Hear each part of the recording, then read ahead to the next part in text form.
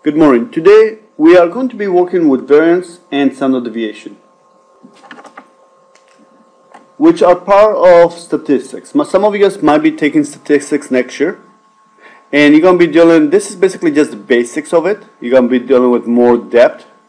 Statistics are numerical values that are used to summarize and compare sets of data.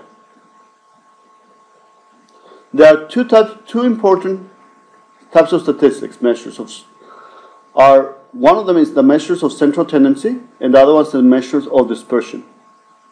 Central tendency deals with the mean, the median, the mode, and the range, which will represent the center or the middle of a set of data values. Now, the mean. Most of you guys know the mean as the average. And first, we need to be able to add up all the numbers. Then we divide by how many numbers we have. So let's go and start with example number 1.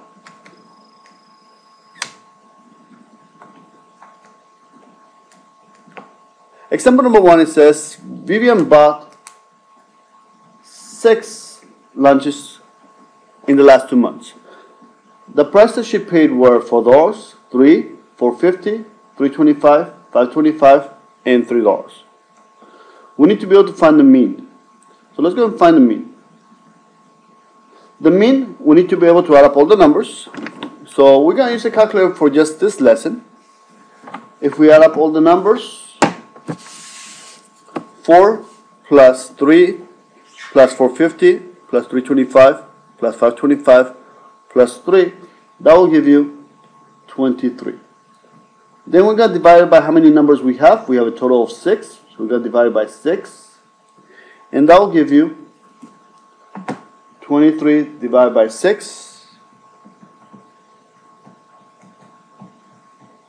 It'll be 3.8. We're just going to round it up to 2 decimal places. So 3.83.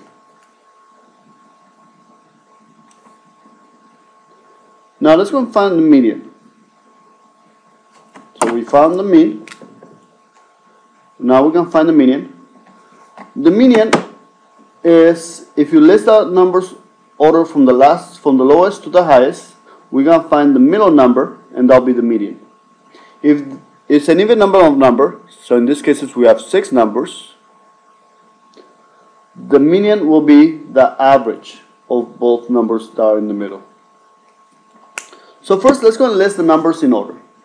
We have the smallest number is 3, so we have $3. The next one, we also have another 3. Then 325. We have $4. Next is 450. And the last one is 525.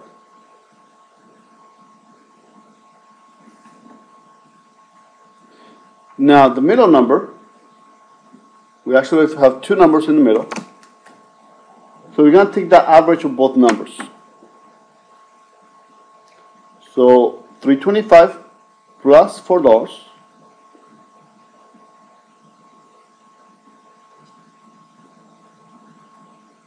and we are going to divide it by 2.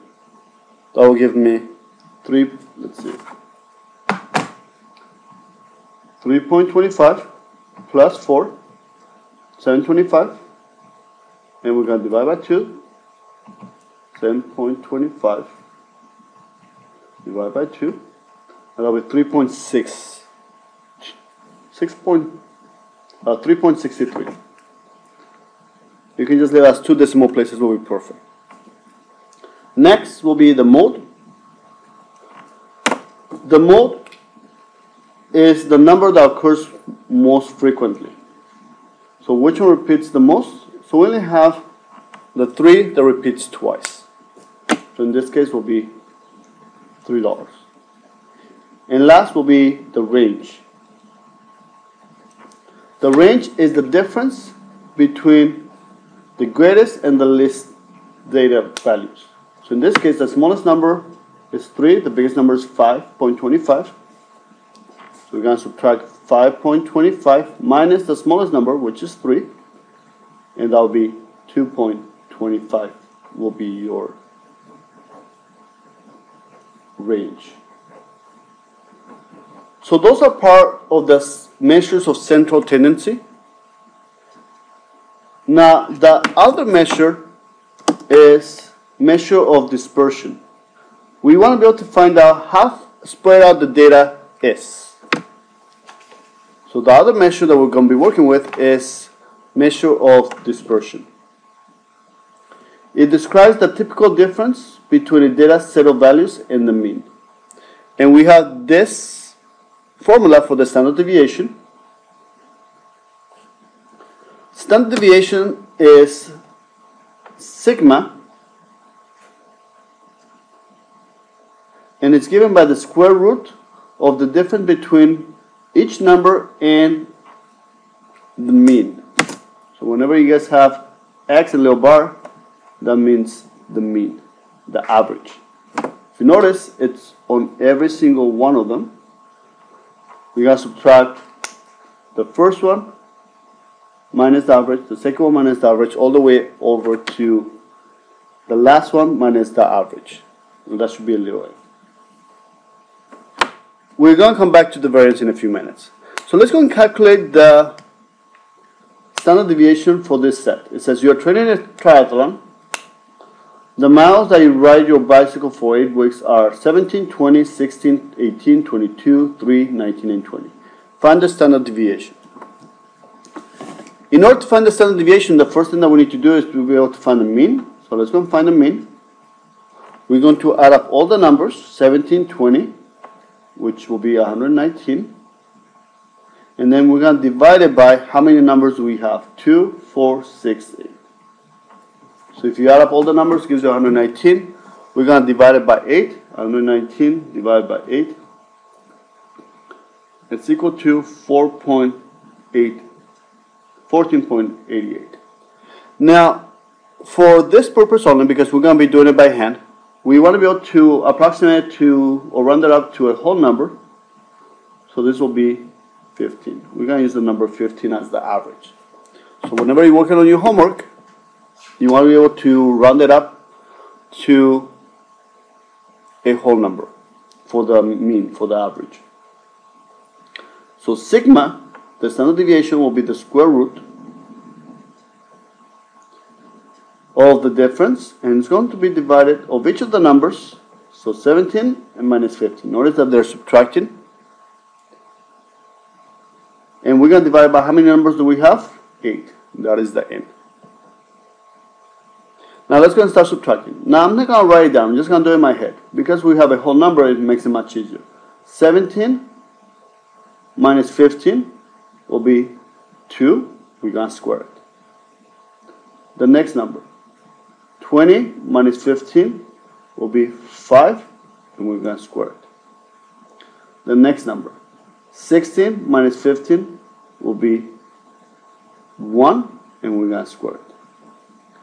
18 minus 15 will be 3, and we're going to square it. 22 minus 15 will be 7, and we're going to square it. 3 minus 15 is negative 12, but because I'm going to square it, I'm just going to place it 12, because we know that once we square, it's going to become positive. 19 minus 15 will be 4 squared. And the last one, 20 minus 15, will be 5 squared. So let's go and simplify. We know it's going to be divided by 8. 2 squared is 4. 5 squared is 25. 1 squared is 1. 3 squared is 9. 7 squared is 49. 12 squared is 144. 4 squared will be 8. It's 16. And 5 squared will be 25. I'm going to go ahead and add up all the numbers.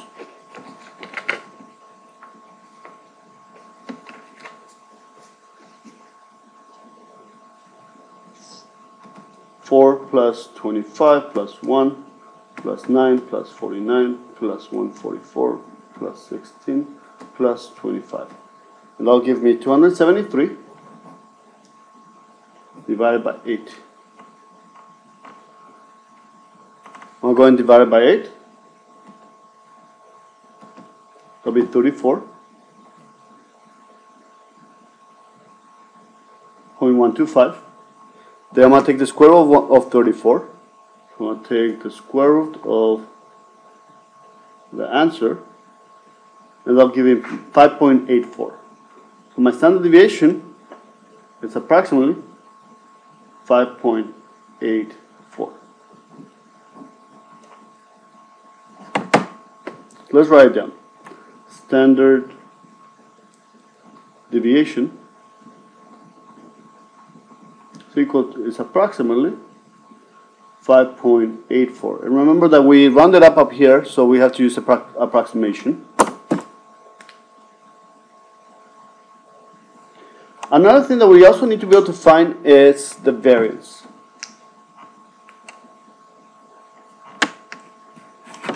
The variance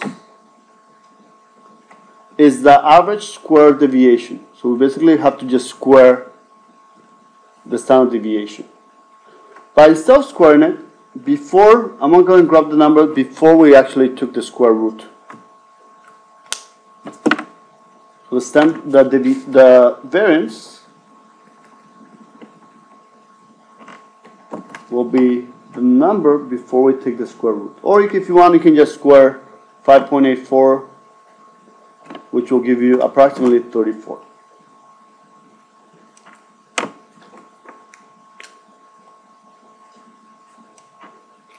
Now, many of you guys are asking, well, what does this really tell me? I know that we covered the standard deviation is part of the measure of dispersion, but what does it really mean?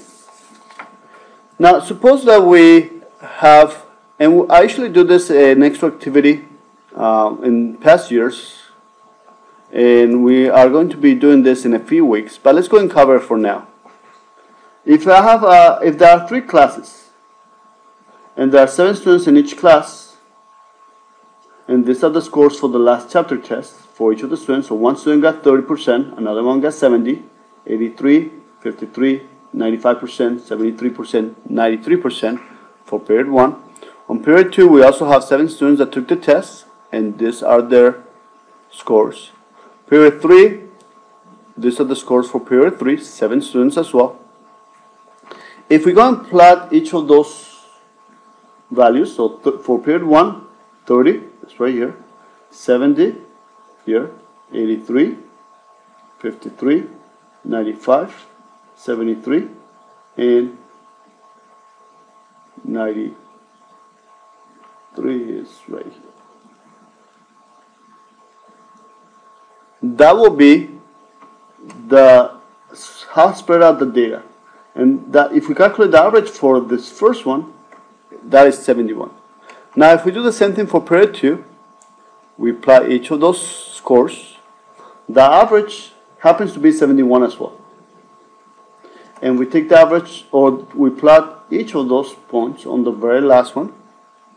The average happens to be 71. So if you go and add up all the numbers and divide by 7, it will give you 71. So if we just look at the average is 71 on all 3 classes. I mean, does it tell us enough about the data? No. Even though the average is the same on each class, does not mean that they are scoring the same.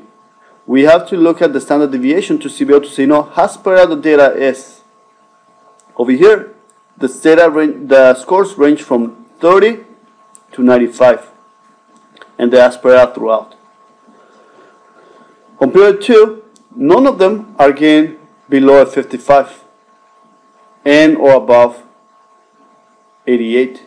So the standard deviation will be smaller because the concentration of the points are closer to the mean, to the average. And on period 3, the standard deviation will be even smaller once we calculate it, because all the points are so close to the average. So the standard deviation will tell us how spread out the data is, how spread out the scores. Are they all getting close to 71, or are they all over the place and how far away? So that's what standard deviation is. And variance is basically another indication as well in the same concept. So this will conclude the lesson for today. Remember that on the homework you need to be able to show me, even if you're using a calculator, you need to be able to show me the work. If you only give me the number for the standard deviation, you will not get credit. Please email me if you have any questions and have a great day. Thanks.